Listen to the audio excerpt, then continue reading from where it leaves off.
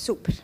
Entonces podemos repartir todos los versículos bíblicos que vamos a leer en esta noche y cuando se acaben, entonces volvemos a repetir de aquí para allá. Amén. Amén. Y vamos a Éxodo capítulo 17, 8 al 16, yo lo voy a leer. Eso. Aquí quedan 3. Aquí entonces, aquí, ahí y allá. Listo. Perfecto. Sí. Ah, ¿te quedaste sin uno? ¿Tienes? Ok. Ok, dice la palabra del Señor, mis amados. Verso 8. La primera batalla. Entonces salimos de agua de la roca, por eso pusimos los muñequitos antes para recordar de dónde veníamos. Agua de la roca fue lo que vimos hace 8 días. La primera batalla, verso 8. Entonces vino Amalec y peleó contra Israel en Refidim. Verso 9, 17 del 8 al 16. Verso 9, y dijo Moisés a Josué, escógenos varones y sal a pelear contra Amalec, mañana yo estaré sobre la cumbre del collado y la vara de Dios en mi mano. E hizo Josué como le dijo Moisés, peleando contra Amalec, y Moisés y Aarón Moisés y Aarón y Hur subieron a la cumbre del collado. Y sucedía que cuando alzaba Moisés su mano, Israel prevalecía, mas cuando él bajaba su mano, prevalecía Amalec. Y las manos de Moisés se cansaban, por lo que tomaron una piedra y la pusieron debajo de él, y se sentó sobre ella, y Aarón y Hur sostenían sus manos, el uno de un lado y el otro de otro, así hubo en sus manos firmeza hasta que se puso el sol. Y Josué deshizo a Amalec y a su pueblo a filo de espada. Y Jehová dijo a Moisés, escribe esto para memoria en un libro y di a Josué que raeré del todo la memoria de Amalec de debajo del cielo. Es muy importante este verso 14, lo que Moisés le dice, y di a Josué que raeré del todo la memoria de Amalec de debajo del cielo. Dice que lo deben que escribir en un libro como memoria. Verso 15. Y Moisés edificó un altar y llamó su nombre Jehová Nishi o Nisi, y dijo, por cuanto la mano de Amalec se levantó contra el trono de Jehová, Jehová tendrá guerra contra Amalec de generación en generación. Es la primera batalla que tiene el pueblo de Israel.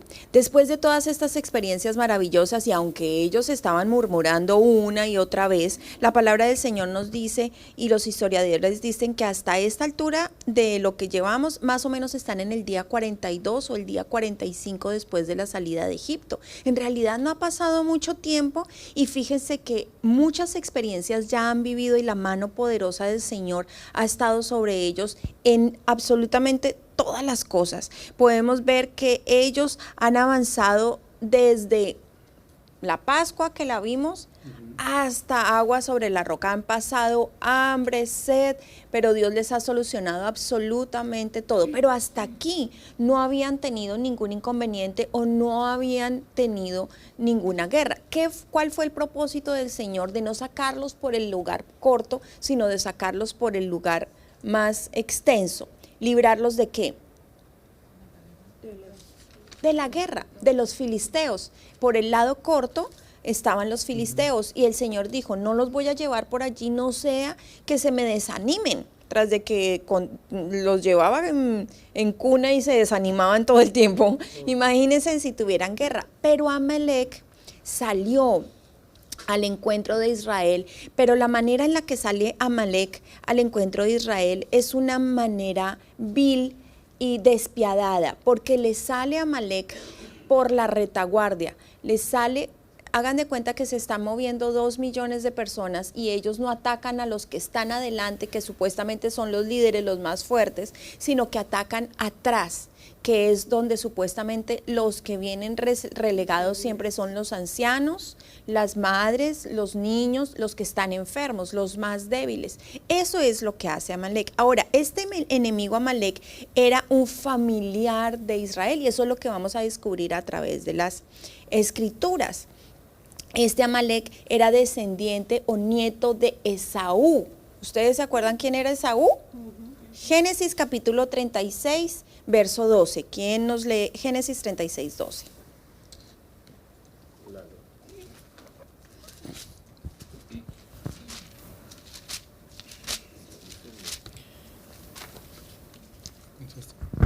36, 12. 36, 12.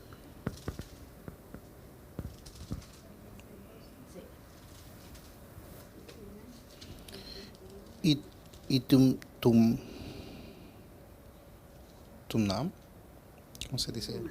Tima fue concubina de Elifaz, hijo de Elifaz, hijo de Esaú, y ella le dio a luz a Amalec. Estos son los hijos de Adá, mujer de Esaú. Right? Sí. Un hijo de Esaú que se llamaba ¿quién? Ese era el nieto. Un hijo de Esaú, voy a leer, verso 12. Y Tima fue concubina de Elifaz. Esaú tenía un hijo que se llamaba Elifaz.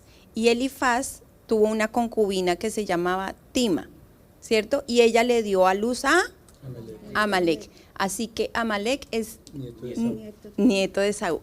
Lo tenemos. Si Amalec es nieto de Esaú, ¿se acuerdan quién era Esaú? Sí. Hermano de, gemelo de Jacob. Hermano gemelo de Jacob. Y este hermano gemelo de Jacob, ¿ustedes se acuerdan de la pelea que había de ellos desde el vientre de su madre? Esaú vendió su primogenitura por un plato de lentejas y Jacob vino a ser llamado, cambiaron el nombre cuando tuvo la pelea, ¿se acuerdan? Israel. Y se vino a llamar, ¿cómo se vino a llamar? Israel. Israel. Hacia que ellos son primos hermanos. ¿Son primos hermanos o hermanos? No, digo, los descendientes, Amalec, son primos hermanos. Son primos hermanos. Así que Amalec era familiar de Israel. Pero parece que las rencillas, que las discusiones que había entre ellos desde Esaú y Jacob, pues todavía permanecen. Ahora, ellos estaban enterados de que Israel, dicen los historiadores, la Biblia no nos lo dice exactamente, pero ellos estaban enterados de que Israel, porque los pueblos, después vamos a verlo, los pueblos escuchaban lo que estaba pasando con ellos. Era imposible no saber que 2 millones de personas estaban saliendo de Egipto, que salieron de la esclavitud, que van por allí, que exactamente, era imposible no saber qué estaba pasando alrededor de todo ese valle, porque dicen los historiadores que ellos estaban en todo lo que hoy se llama el Negev. Entonces ellos estaban ahí, tenían una porción de tierra muy amplia, eran nómadas, o sea que se movían y dice la palabra del Señor que los amalecitas además habían cogido malas costumbres de adorar otros ídolos y eso siendo hermanos con Esaú e Israel, o sea, siendo hijos de Abraham. Habían cogido y además se habían vuelto terroristas. Dicen los historiadores que atacaban otras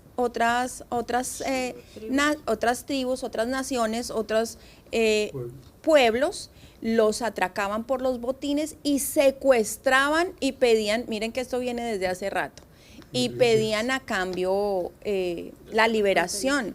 Así que tenían muy malas costumbres. Amalec entonces con astucia y cobardía, ¿cierto? Iban, pero uno puede decir, bueno, ¿y por qué atacan a Israel? Iban detrás del botín.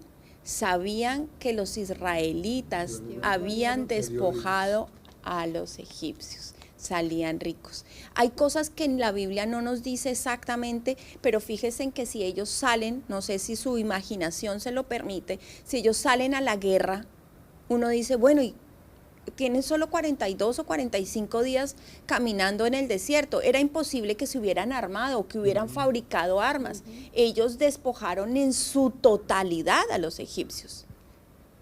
¿Todo bien? Ah, pensé que está bien, ¿se escucha bien? Entonces, al parecer estaban armados porque ellos salieron a la guerra. Pero Amalec, ¿cierto? ¿Por dónde fue que atacó? Por atrás. Por atrás. ¿Quién tiene Primera de Samuel capítulo 15, verso 2? Ricardito.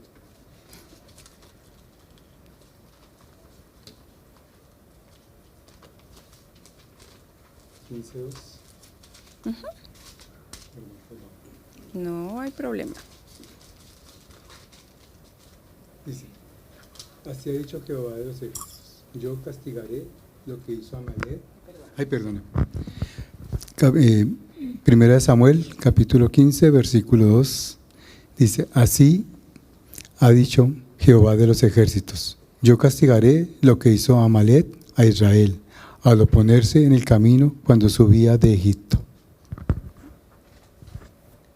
El propósito de Amalek era destruir el comienzo de Israel, el comienzo de una vida con Dios. ¿Cuánto llevaban caminando con el Señor? 42, 45 días. Y atacó a los más débiles. Por eso el Señor dice en su palabra que tendrá guerra contra Amalek de generación en generación. ¿Quién tiene Deuteronomio capítulo 25 del 17 al 19? Si quiere me le pasan el... Claro.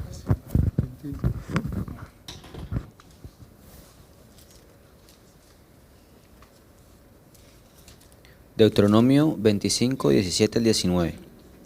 Recuerda lo que te hicieron los amalecitas después de que saliste de Egipto. Cuando estabas cansado y fatigado, salieron a tu encuentro y atacaron por la espalda a todos los rezagados. No tuvieron temor de Dios. Por eso, cuando el Señor tu Dios te dé la victoria sobre todas las naciones enemigas que rodean la tierra que Él te da como herencia, borrarás para siempre el recuerdo de los descendientes de Amalek. No lo olvides.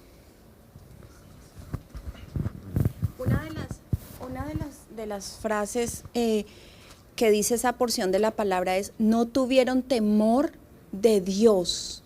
Si ellos habían escuchado todo lo que venía pasando con los israelitas, todo lo que el Señor se venía manifestando, porque si sabían que iban para la tierra, ya se estaba corriendo la voz, no tuvieron temor de Dios, sabían quién era Dios, conocían quién era Dios. A pesar de que fueran idólatras o estuvieran practicando, adorando otros dioses, ellos sabían quién era Dios y no tuvieron temor de Dios y se fueron, les importó más que la ambición de lo que ese pueblo tenía, de lo que Israel tenía, que lo que Israel representaba. ¿Sí me hago entender? Esta no era una lucha nueva. ¿Quién tiene Génesis capítulo 25, 22 al 23?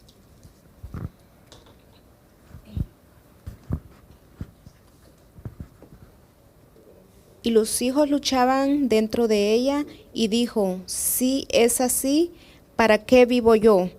Fue a consultar a Jehová, y le respondió Jehová, 2 naciones hay en tu seno, y 2 pueblos serán divididos desde tus entrañas. Un pueblo será más fuerte que el otro pueblo, y el mayor servirá al menor.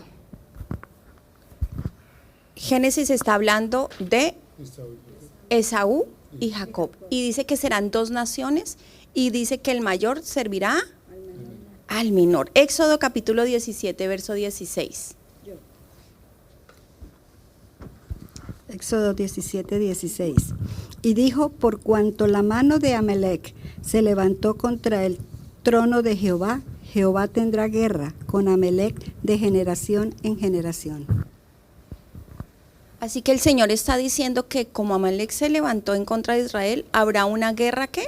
De generación en generación. Ya leímos todos estos versículos, ya vimos la historia, ya sabemos de dónde viene Amalek, ¿cierto? Ya sabemos para dónde va, y en la Biblia no solamente aparece otras 2 y 3 veces este pueblo, pero a simple vista, ¿cierto? Como siempre estamos analizando, y me gusta que lo analicemos ya todos porque ya estamos muy avanzados, a simple vista, si Israel nos tipifica a nosotros, Israel está comenzando un nuevo caminar con Dios, nosotros digamos que ya comenzamos un nuevo caminar con Cristo, y Amalek le sale a la retaguardia, ¿cierto? Es la primera vez que combaten después de recibir todo lo que ha experimentado Israel. ¿Qué ha experimentado Israel? La redención de la sangre del Cordero, la separación por el Mar Rojo, el maná celestial del cielo, bebieron agua de la roca, y ahorita hay oposición de Amalek. Eso es lo que vive Israel. ¿Qué significaría? ¿qué enseñanza espiritual para nosotros en este tiempo tendría Amalek en nosotros? Sí, señor. Sí. O sea que esta guerra entre Amalek e Israel comenzó solamente ahí, empezó ahí esa guerra. ¿A mí o a ellos? Ok. No voy a contestar yo, me está esperando. ¿Qué comenzó ahí? ¿Comenzó ahí? No, la guerra de Amalek. No, del vientre de... Sí, Desde el vientre de Saúl Raquel. y Jacob. ¿Lo tenemos claro quién es Amalek? Es un nieto. Es el nieto de Esaú. Entonces, Esaú y Jacob son hermanos gemelos que estaban peleando desde el vientre de su madre. Primero nació Esaú, después nació Jacob. Después, cuando ellos crecen, ¿cierto? Esaú vende su primogenitura a Jacob por un plato de lentejas. Y aunque se veían que estaban ricas, pues no valía la primogenitura. ¿A quién le gustan las lentejas?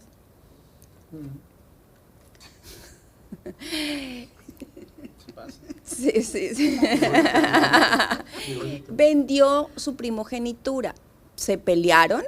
Esaú se da cuenta que engaña a su papá, ¿cierto? Se van, quedan en guerra, se reconcilian nuevamente. Cuando se reconcilian, ¿se acuerdan que Jacob tiene un encuentro con Dios? Le cambia su nombre, le dice, permíteme que yo viva en paz, perdóname lo que ha pasado, permíteme que yo viva en paz. Se reconcilian, pero ellos nunca en realidad terminaron juntos. Cada uno dice que Esaú se fue para un lugar y al parecer los historiadores dicen que en la medida de que él se fue moviendo, fue tomando las costumbres de los alrededores. Incluso lo leía Lalo, tantas fueron las costumbres que uno de sus hijos tuvo una concubina, ¿cierto? Y con esa concubina tuvo a Amalek. De ahí vienen los amalecitas. ¿No tenemos claro quiénes son los amalecitas?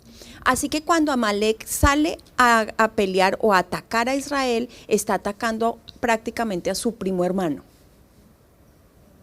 Son familia. Por eso el Señor dice, tendré pelea contigo de generación en generación. Y es importante que entendamos que estos dos hermanos un día estuvieron juntos en el vientre de su madre. Y una vez nacieron, ellos se separaron. Ahora, el pastor nos hizo una excelente pregunta, porque de ahí vamos a ir a cuál sería la enseñanza espiritual para nosotros hoy en día. Si nosotros, vuelvo y les digo, si nosotros somos ese Israel que salimos, ¿cierto? Redención por la sangre del Cordero para ellos, para nosotros fue igual, a través de Cristo Jesús. Dice que separación del Mar Rojo, nosotros fuimos separados ¿de qué? Del sistema, del pecado, de la muerte, ¿cierto? Dice que probaron el maná del cielo. Ya vimos que el maná del cielo tiene un montón de tipologías de Cristo, que es nuestro alimento. Bebieron agua de la roca, que también lo vimos hace 8 días, la roca como tipo de Cristo. El agua es todo lo que hace el Espíritu Santo como redención, dirección, el fruto del Espíritu Santo, los dones del Espíritu Santo, etcétera, etcétera, etcétera. Les hice resumen. Listo, estamos listos para el examen. ¿Qué sería entonces la guerra de Amalek para los israelitas? Ya está claro. ¿Qué sería la guerra de Amalek para nosotros? No importa. Suelten todas esas ideas, que les veo que tienen muchas ideas ahí. ¿Es que el enemigo siempre va a atacar por nuestra parte más débil? Sí, dice que el enemigo nos ataca por nuestra parte más débil. Sí, me gustaría saber cuál es nuestra parte más débil. Apague el micrófono y le Son muchas cosas. Sí, ¿qué más puede ser? ¿Qué más puede ser la enseñanza para nosotros? Los que están comenzando a conocer de Cristo, sí, que hasta ahora están arrancando un camino que es Israel lleva 45 días con el Señor, aunque eran un pueblo de Dios, llevaban más de 400 años sin en realidad adorarlo a Él. ¿Qué otra cosa podría significar para nosotros? Las pruebas. Dependencia de Dios también. De que nosotros dependemos de Dios. De que esta guerra seguirá de generación en generación. que tenemos una guerra de generación en generación, o sea, que no, que no para, ok. Que no confiar en el segundo grado.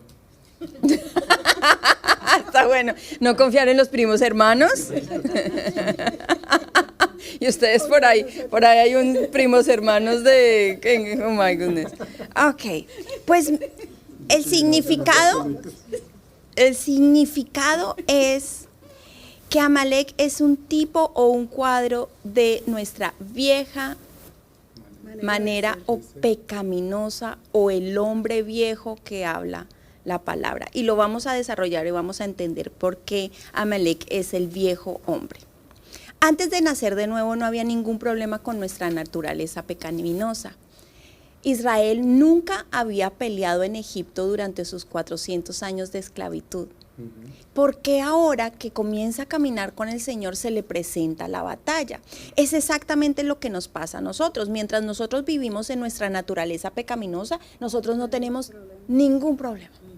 Pero una vez nosotros nos separamos, recibimos como Israel recibe la sangre del cordero, se separa y empieza a recibir todo eso del Señor, exactamente nos pasa a nosotros. Una vez nosotros decidimos seguir a Cristo, cortar con el pecado, ¿cierto? Decirle al Señor que perdone todos nuestros pecados, arrepentirnos, recibir del Espíritu Santo, nosotros en ese momento es cuando nos dividimos. ¿Saben lo que pasó a estos dos hermanos gemelos que vienen de un solo vientre, de un solo padre, de una sola madre, y que cuando nacen, ¿qué pasa?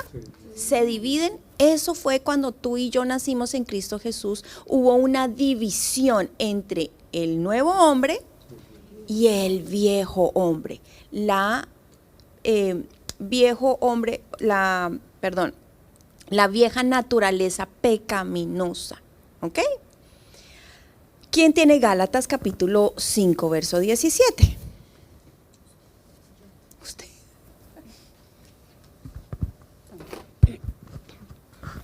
Porque el deseo de la carne es contra el espíritu, y el del espíritu es contra la carne, y estos se oponen entre sí para que no hagáis lo que quisierais. El espíritu y la carne se oponen entre sí. Hay una guerra entre lo espiritual y lo carnal.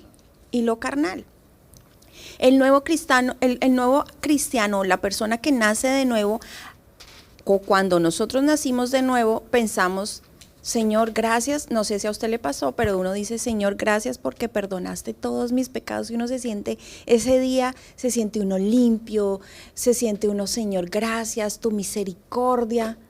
Pero de ahí en adelante pensamos que todo está resuelto.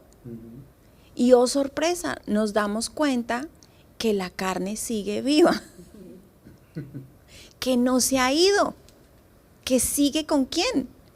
Con nosotros. Y dice la palabra del Señor, nos decía Yuri, que es una pelea de generación en generación. Nuestra pelea va a estar ¿hasta cuándo?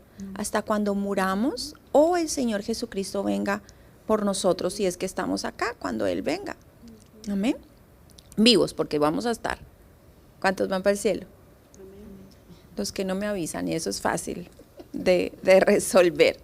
Ahora, cuando uno descubre, o cuando Israel descubre esto, ¿cómo puede ser posible? O sea, ¿cómo es que vayamos con Dios y nos pueda pasar eso? Romanos capítulo 7, del 18 al 21.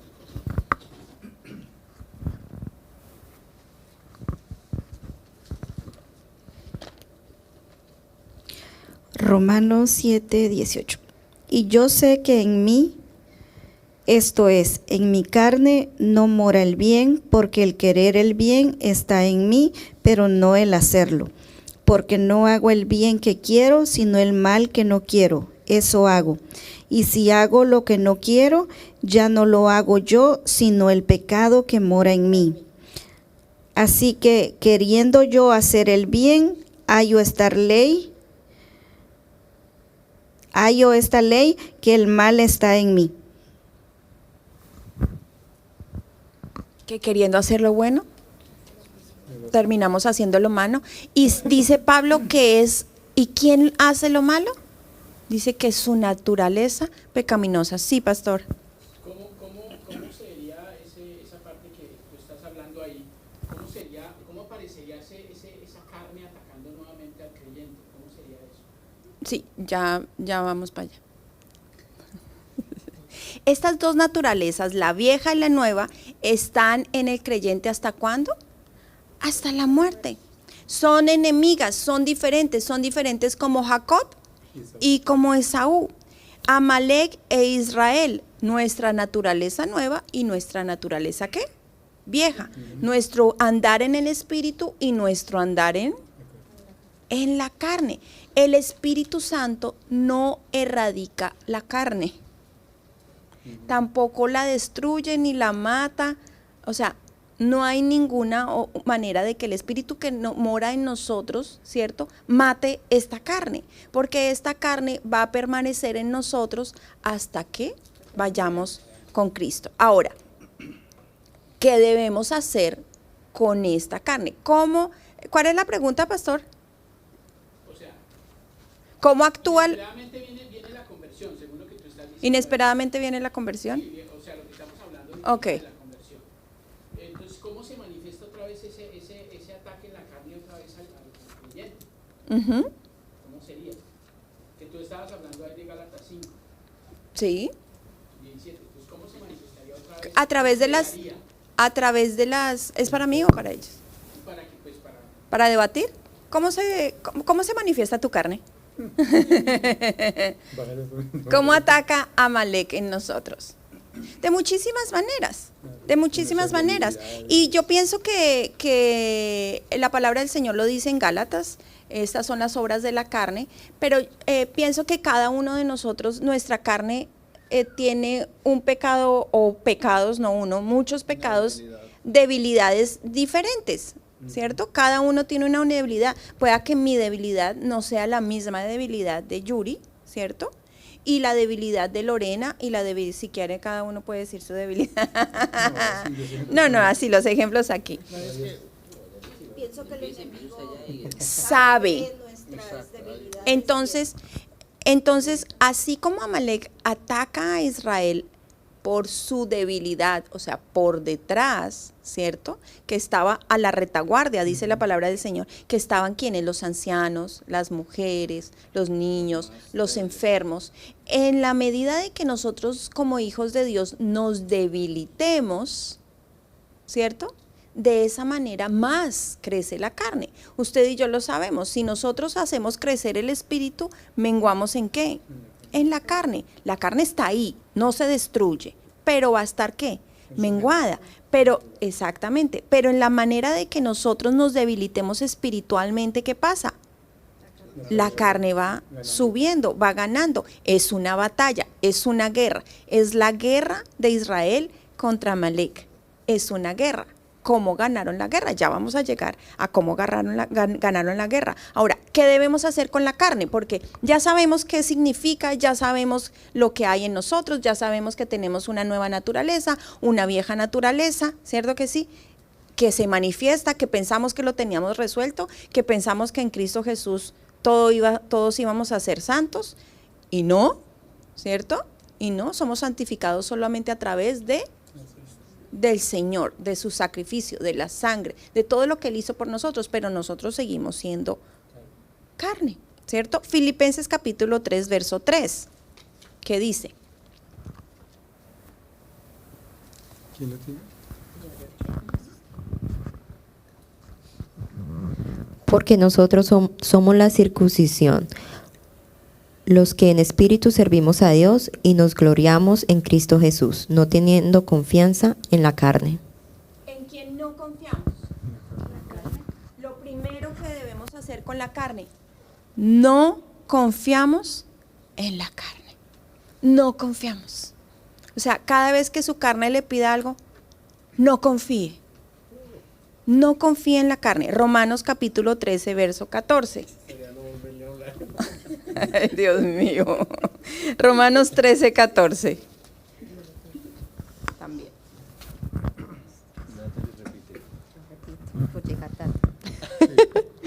Sino vestidos del Señor Jesucristo y no proveáis para los deseos de la carne. Número 1, no confiamos en la carne. Número 2, no proveemos para la carne.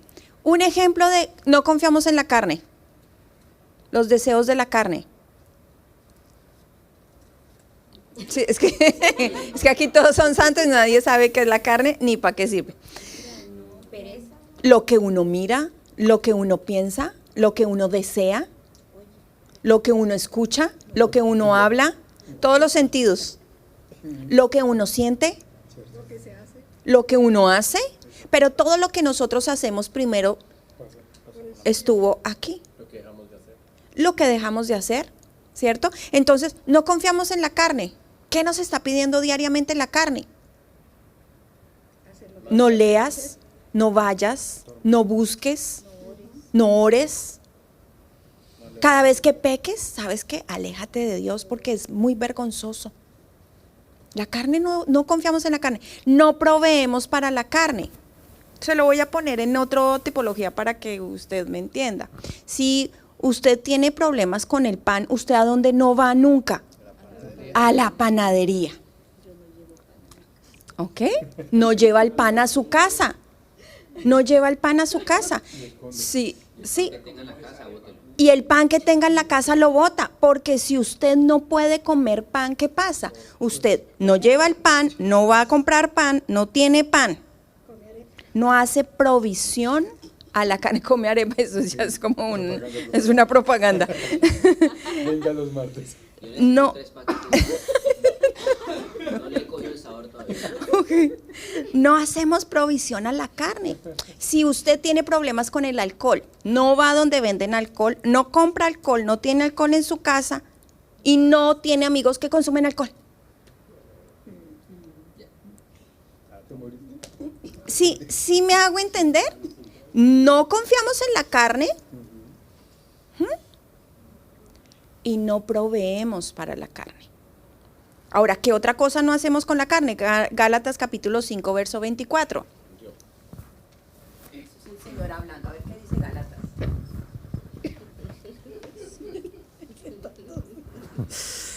Ay, no. ¿Qué dice acaso? Pero es que tú dices el señor hablando. Voy a tratar. Gálatas 5:24.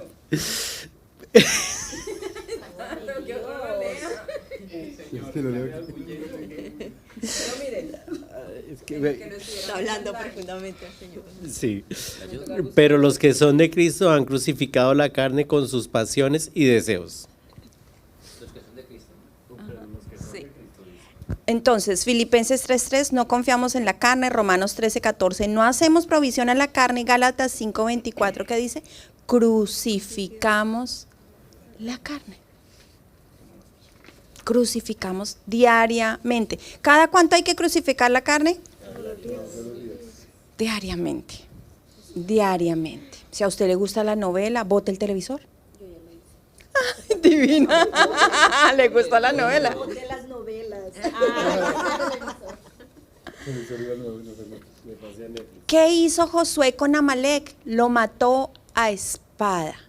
No los cogieron presos, no los sacaron corriendo. ¿Qué hicieron? Los mataron. Así nosotros tomamos la espada del Espíritu y le damos muerte a la carne. A la carne no se le tiene misericordia. Primera de Samuel capítulo 15, 8 al 9. ¿A la carne eso no se le tiene qué? Misericordia. ¿Qué dice Primera de Samuel 15, 8 al 9?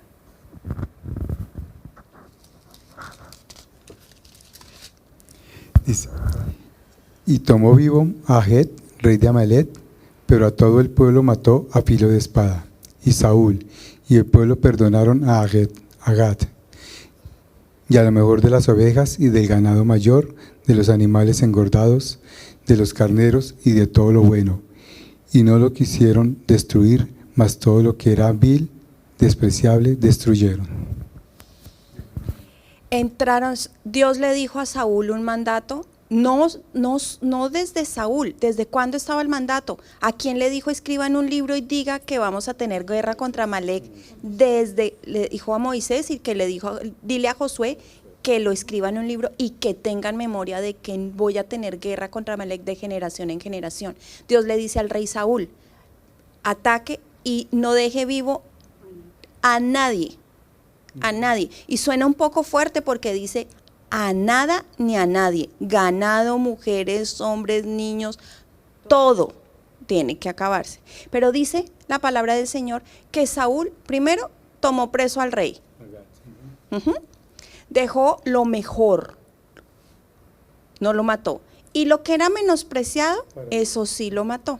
Ahora, cuando Dios le dice a Saúl, ¿qué hiciste?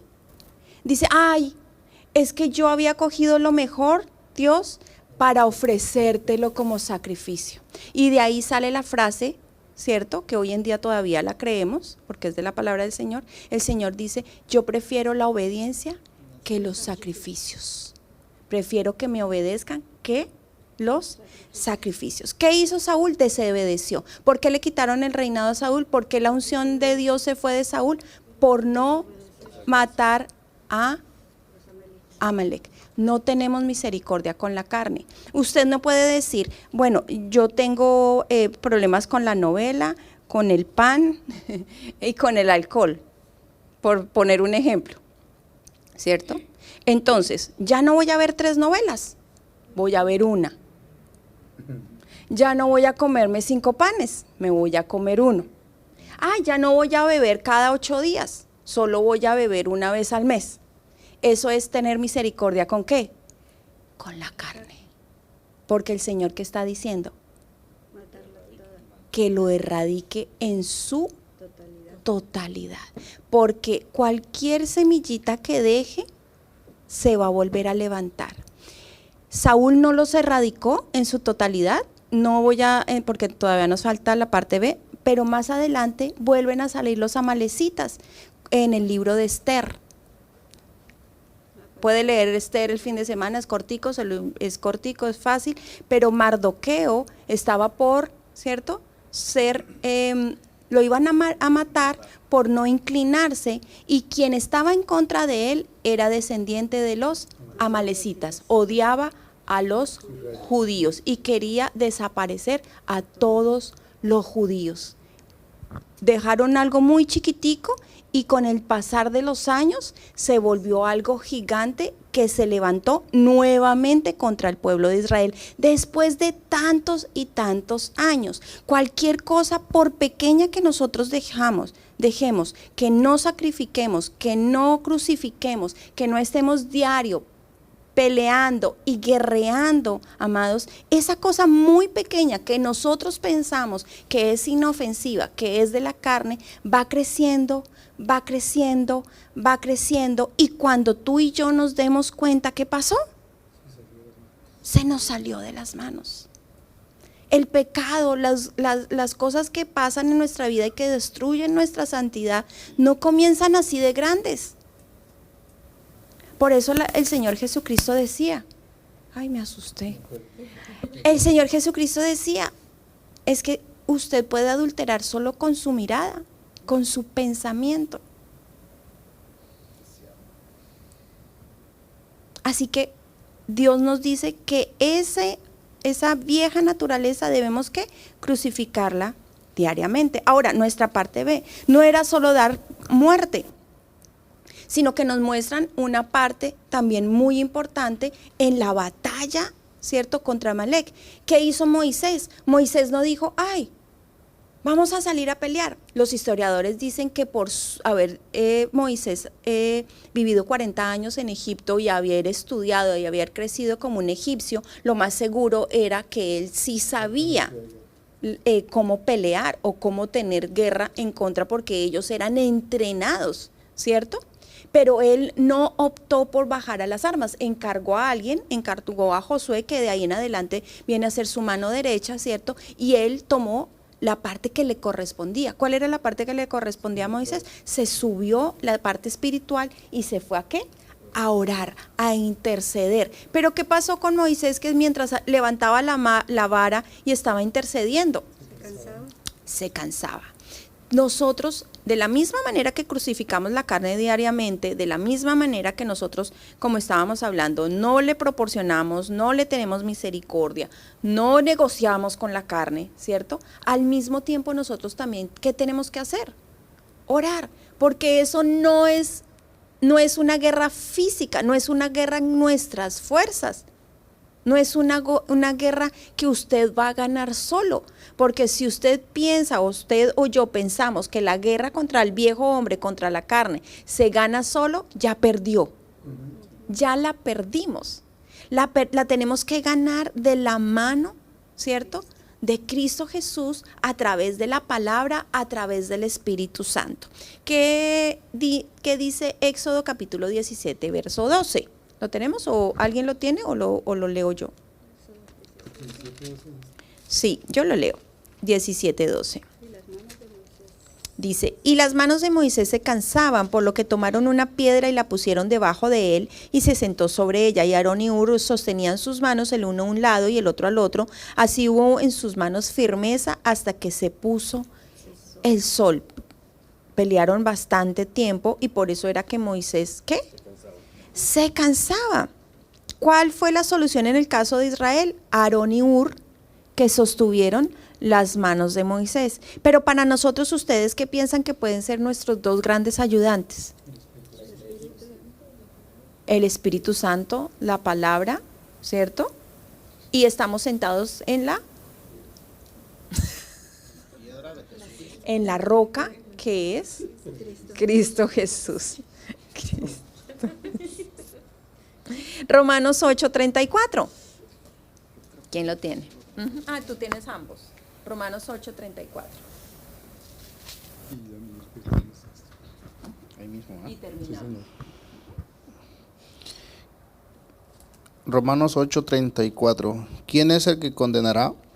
Cristo es el que murió, más aún el que también resucitó, el que además está a la diestra de Dios, el que también intercede por nosotros.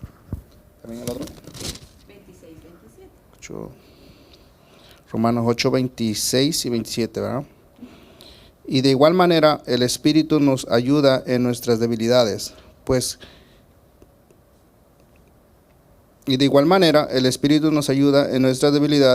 que hemos de pedir como conviene.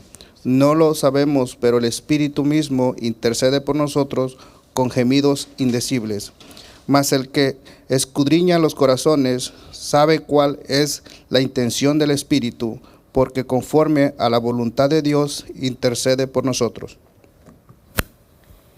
Romanos 8:34 dice que tenemos a Jesucristo que intercede por nosotros, y Romanos 8:26 al 27 dice que hay otro intercesor, dice que cada vez que nosotros oramos, Él ora o intercede por nosotros con gemidos indecibles. Dice, lo vimos hace 8 días también, dice que Él endereza nuestras oraciones, nos enseña cómo pedir, ¿cierto? Nos discierne los corazones, discierne nuestros pensamientos y nos ayuda, ¿cierto que sí? Intercede por nosotros. Tenemos dos armas, la oración, la espada del Espíritu, que es la palabra del Señor. Así tendremos la victoria sobre la carne. ¿Alguna pregunta hasta ahí? Nuestra guerra contra Amalec, ¿cuándo termina? Cuando muramos, cuando el Señor Jesucristo venga. ¿Negociamos con Amalec o con la carne? No negociamos. No negociamos, porque cualquier vestigio de carne que dejemos palpitando por ahí se crece y se vuelve grande y viene a atacarnos. ¿Alguna pregunta? Sí.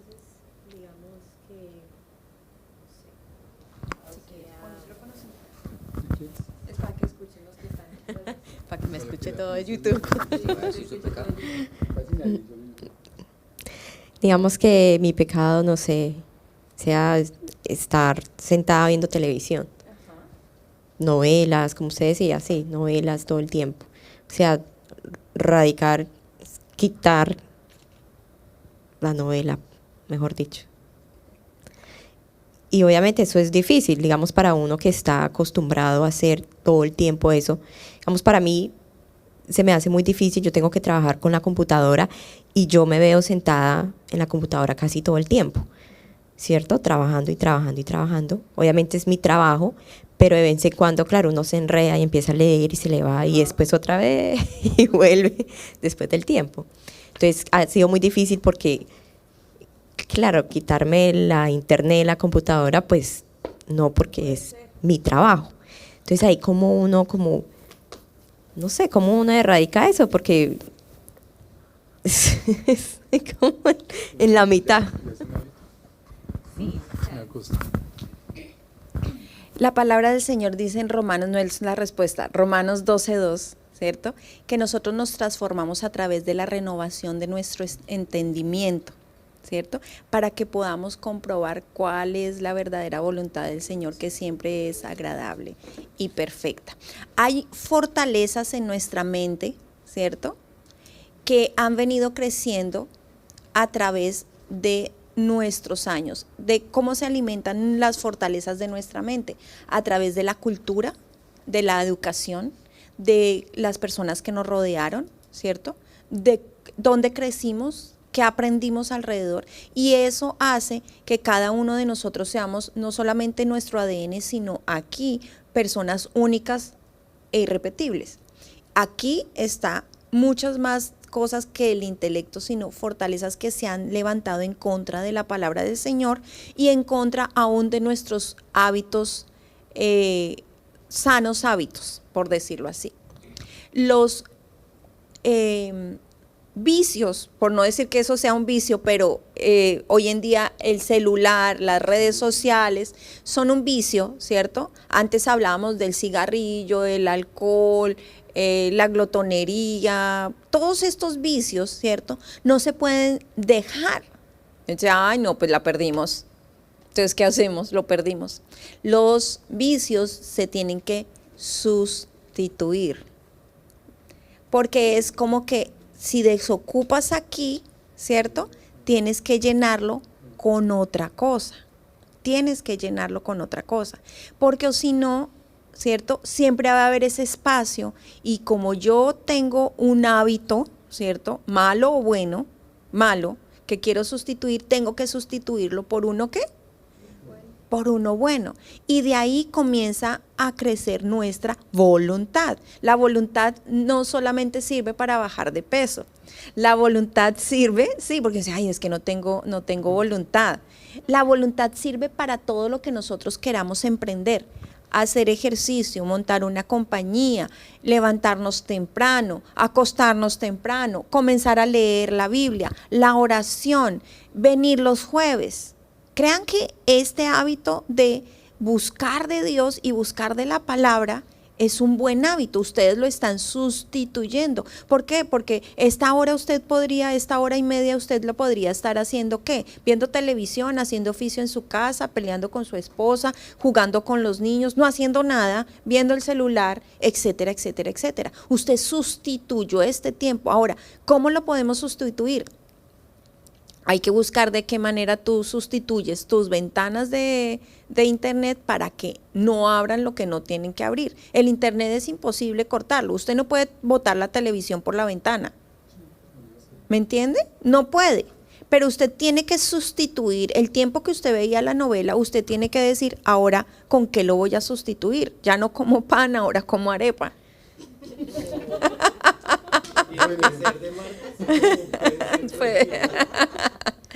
Ya no tomo soda, ahora es una transición.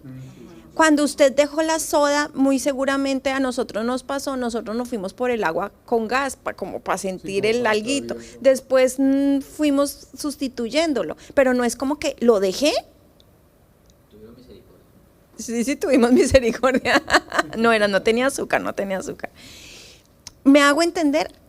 Los malos hábitos hay que sustituirlos por buenos hábitos, porque o si no, ese espacio queda vacío y vuelve y... Bueno, como dice que saca el demonio y si usted no lo llena, viene con otros 7 más.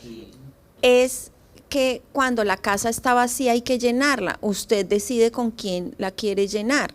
Si una vez Dios nos perdonó, nos limpió y es el templo del Espíritu Santo, es mejor que usted mantenga el Espíritu Santo ahí, lo tenga avivado, porque una vez que usted mengue y usted desocupe la casa, ¿cierto? Dice la palabra del Señor que ese espíritu que se fue va a regresar con 7 peores que él. ¿sí? Eso es como cuando uno baja de peso. Si uno no fortalece el músculo, ese espacio que quedó de que usted sacó la grasa, ese grasa vuelve y otra vez para acá. Y vuelve más fuerte, ¿cierto? Exactamente, exactamente. Por eso la palabra del Señor dice que es una guerra constante, diaria. Lo que pasa es que ¿saben por qué nosotros desfallecemos? Ya para orar y terminar. Porque nosotros peleamos la batalla en nuestras fuerzas. En nuestras fuerzas.